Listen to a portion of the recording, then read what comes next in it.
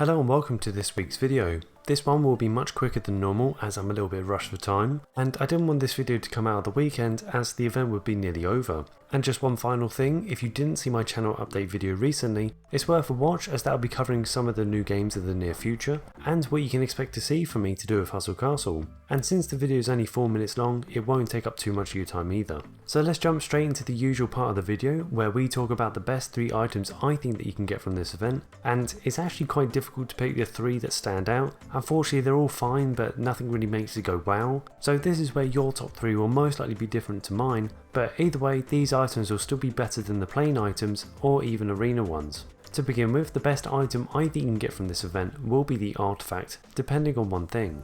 If the damage is done to all enemies is 90,000 each, then this artifact can be great, but if it's in total it deals 90,000 damage, then it's just another okay artifact.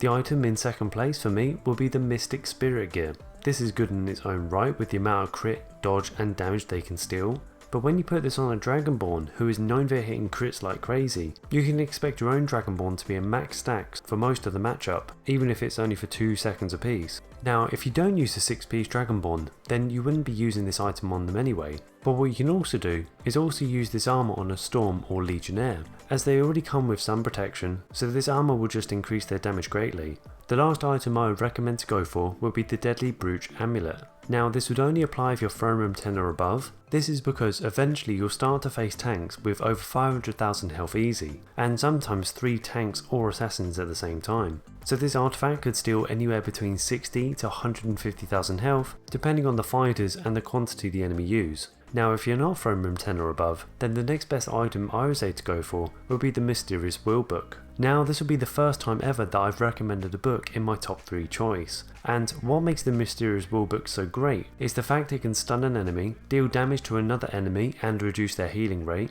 heals an ally and increases another ally's magic armor. There's a lot of positives that come with using the book with a once in a while ability, and it can actually be worth using in your team. But what would you say is the best item from this event in your opinion? I'd love to know, as this choice is a bit difficult for me.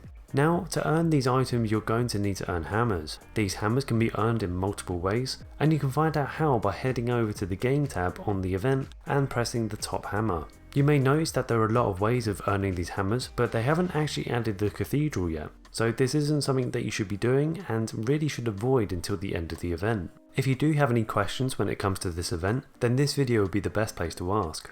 Now what pass should you buy? Now this is going to be the same for all treasure events to come in the future, as treasure events are really good for earning resources and items around your castle. So if you are looking to upgrade rooms, gems or build new buildings, then this will be the best event to buy a pass for.